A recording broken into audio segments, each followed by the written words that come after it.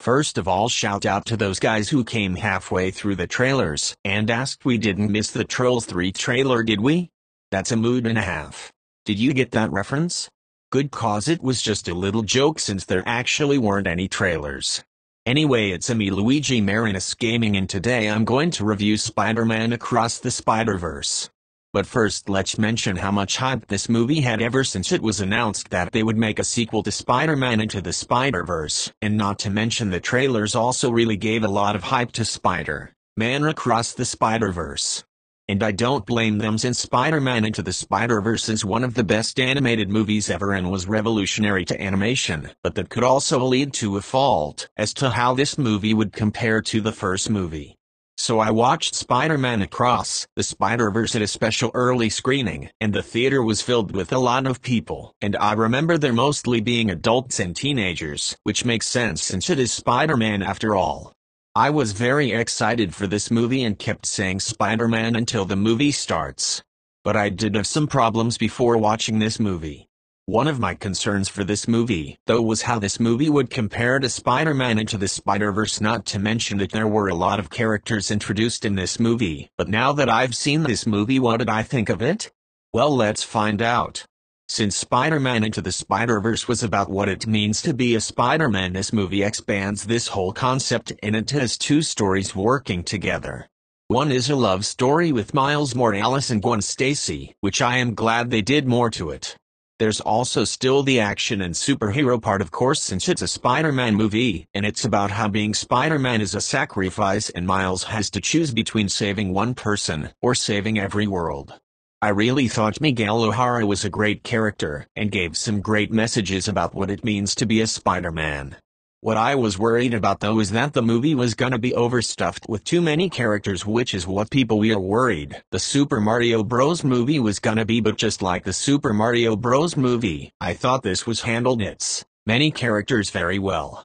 I also got some real chills when Gwen said, "Welcome to Spider Society." But that was also because I watched it in a huge theater. The lobby was a very interesting area in this movie, and I like that a lot of time has been spent there.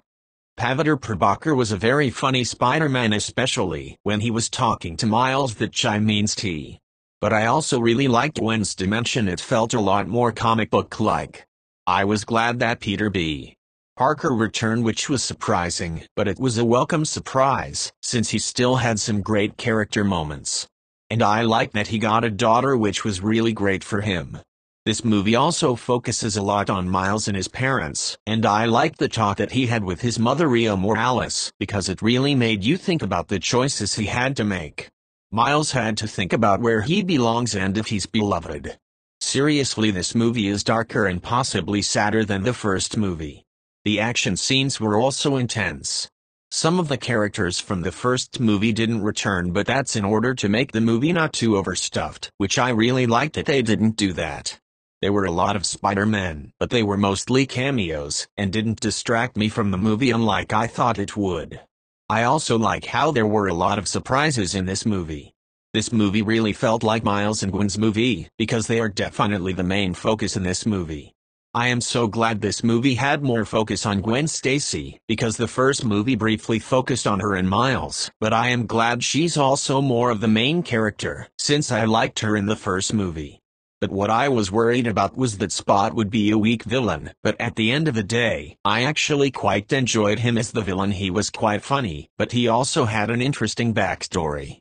And without spoiling anything, this movie definitely teased another sequel, which makes sense because it's part of a two-parter sequel.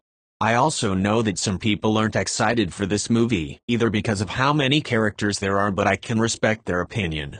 I always knew the Super Mario Bros. Movie was gonna be better on a personal level. Even though I love this movie, I thought the Super Mario Bros. Movie was specifically made for me.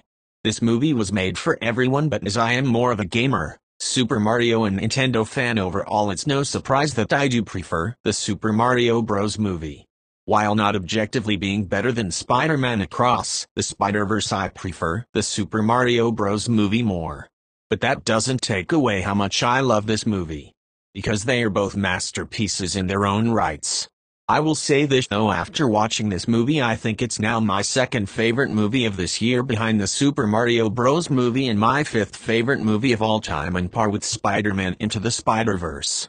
Again, it's very hard to compare both movies because they are so memorable, but compared to Into the Spider-Verse, this movie didn't have an official ending.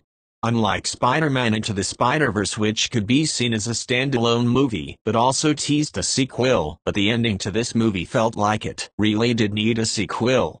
And this movie is also 2 hours long, and it really needed that runtime, and that's also one of the reasons I thought this movie was almost better than the first movie. The animation also felt more comic book-like than the first movie. And I really can't believe this movie is actually computer animated, since it really looks more hand-drawn animated, especially since I watched it very close on the big screen. I could see every details. Is there any criticism for this movie? Well, no, this movie really is peak fiction. And for all the praise I've been giving to this movie, I am giving this movie a 10 out of 10. And just like the first movie, this movie is an absolute masterpiece, and honestly guys, I don't think any movie this year will come close to this movie and the Super Mario Bros. Movie, unless Ruby Gillman, Trolls 3 and Elemental end up being peak fiction as much as this movie. Thanks for watching, and I'll see you guys next time. I hope you enjoyed the video. Bye, and stay tuned for my next trailer discussion video for Teenage Mutant Ninja Turtles.